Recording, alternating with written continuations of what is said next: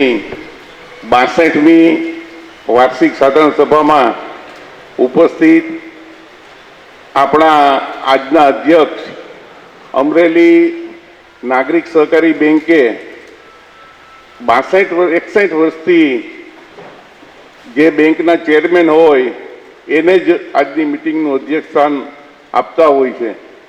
આપણે 61 વર્ષ પછી પહેલી વાર આપણે એક એવા વ્યક્તિત્વને અધ્યક્ષસ્થાન આપ્યું છે, કારણ કે એણે અમરેલી માટે જે કંઈ કર્યું છે છેલ્લા 40 વર્ષમાં કોઈ પણ ધારાસભ્ય, કોઈ પણ સંસદ સભ્ય જે કામ નથી કરી શક્યા એવા જિલ્લાના અનેક કામો જો ગણવા બેસીએ તો આખો દિવસ થાય.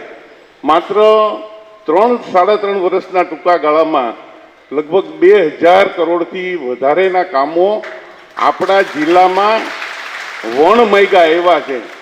એમાં થોડા મુખ્ય કામ ગણાવી દઉં.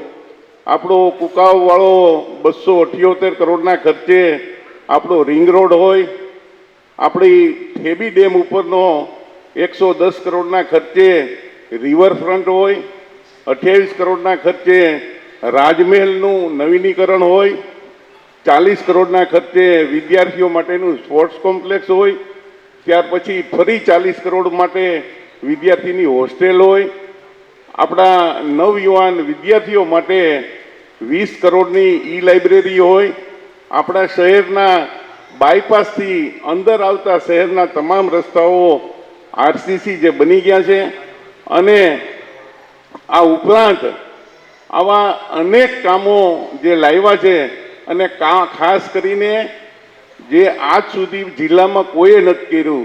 આપણી વિધાનસભાના 115 તળાવો ઊંડા કર્યા છે અને ખેડૂતો માટે પણ કામ કર્યું છે.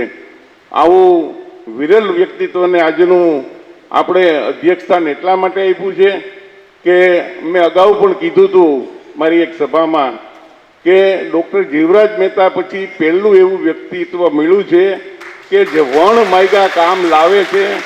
અને મને શહેરમાં 2015માં જે નગરપાલિકાના સારા કામો કર્યા હતા તો અરવિંદભાઈ સીતાપરા જેવા ઘણાએ મને ઉપનામ આપ્યા હતા કે અમરેલીના દીર્ઘદ્રષ્ટા, અમરેલીના સ્વપ્નદ્રષ્ટા. હવે આપણા જિલ્લાનું આ સ્વપ્નદ્રષ્ટા આ છે, દીર્ઘદ્રષ્ટા આ છે, અને સાચો લોકસેવક આ છે. એવા આપણા સૌના લોકલાડીલા આપણા ધારાસભ્ય, ઉર્જા મંત્રી કૌશિકભાઈ વેકરિયા, એવા જ આજના મુખ્ય મહેમાન કે જે ભરતભાઈ સુતરિયા જ્યારે સંસદ સભ્ય બન્યા ત્યારે સૌ કોઈના મનમાં એવું હતું કે આ સંસદમાં જઈને શું કરશે.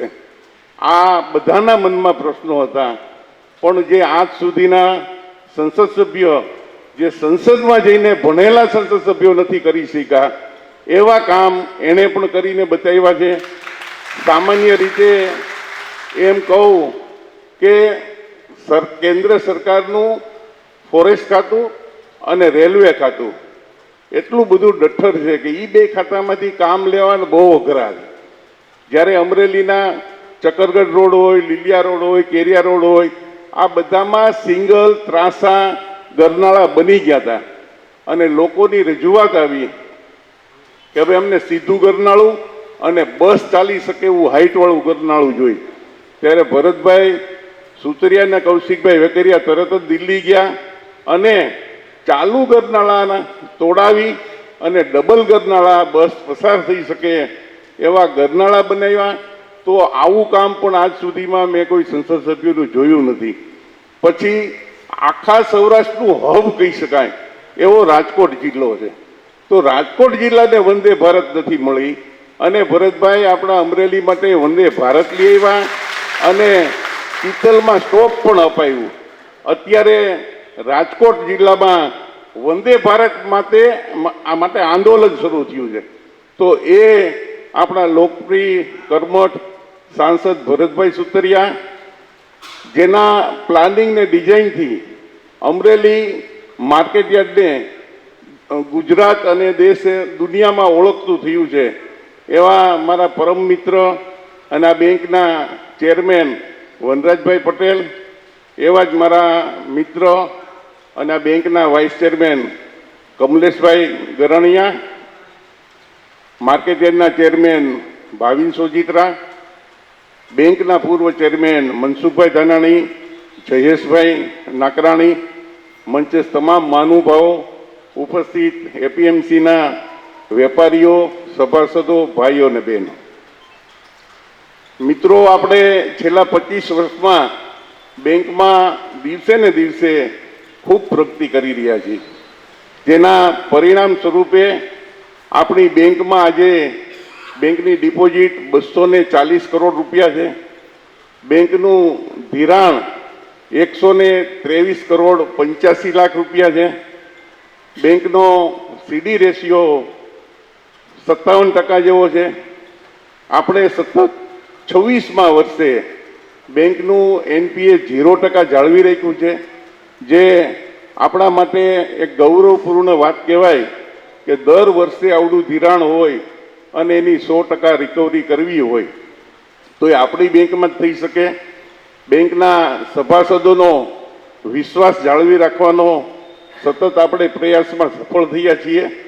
આ ઉપરાંત બેંકમાં સભાસદોની સુવિધા માટે 4000 કરતાં વધારે લોકર છે અને બેંકની તમામ બેંકોના ભેગા થઈ જાય એના કરતાં આપણા પાસે વધારે વ્યવસ્થા છે. આ ઉપરાંત આપણી બેંકનો CRAR એટલે કે કેપિટલ રિસ્ક એસેટ રેશિયો જે આરબીઆઈએ 12% નક્કી કર્યો છે. આજ સુધી 9% હતો. હવે આપણે ટાયર 2માં એટલે મોટી બેંક થઈ એટલે 12% જાળવવાનો હોય છે. એટલે આ 12% નીચે જો હોય કે 12ની આસપાસ હોય તો બેંકની પરિસ્થિતિ નબળી કહેવાય. 12%થી ઊંચો જેટલો હોય એટલી આ બેંકની પરિસ્થિતિની સદ્ધરતા વધારે કહેવાય. તો એ આપણે આ વર્ષે ગત વર્ષે 29.30%નો આ રેશિયો જાળવી રાખ્યો છે. એટલે આરબીઆઈના નોર્મ્સથી 250 ગણો વધારે છે. એ આપણી સદ્ધરતાની નિશાની બતાડે છે. આ ઉપરાંત બેંકે અમરેલી, ચિત્તલ, કુકાવાવ, માર્કેટયાર્ડ આમ 4 બ્રાન્ચ ચલાવે છે અને હવે 5મી બ્રાન્ચ આપણે સાવરકુંડલા ખાતે ઓપન કરવા જઈ રહ્યા છીએ. આ ઉપરાંત આ બેંકના 22,000 જેટલા સભાસદો, 21,700થી વધારે સેવિંગ એકાઉન્ટ, 500થી વધારે કરંટ એકાઉન્ટ અને બેંકની કુલ ડિપોઝિટના 33%થી વધારે આપણી પાસે લો કોસ્ટ ડિપોઝિટ છે. અને આપણે સૌએ સહિયારા પુરુષાર્થથી બેંકના ચેરમેન, બોર્ડ ઓફ ડાયરેક્ટર, સભાસદો અને અમારા સાથી કર્મચારીઓ આ તમામના પ્રયત્નોથી આ બેંક આપણે દિવસે ને દિવસે પ્રગતિ કરી રહ્યા છીએ. એ પ્રગતિમાં આપ સૌ સહભાગી છો અને હજુ પણ આપણે સાથે મળી આ બેંકને ઉત્તરોત્તર પ્રગતિ તરફ લઈ જઈશું એ જ અભ્યર્થના. પ્રાસંગિક ઉદ્બોધન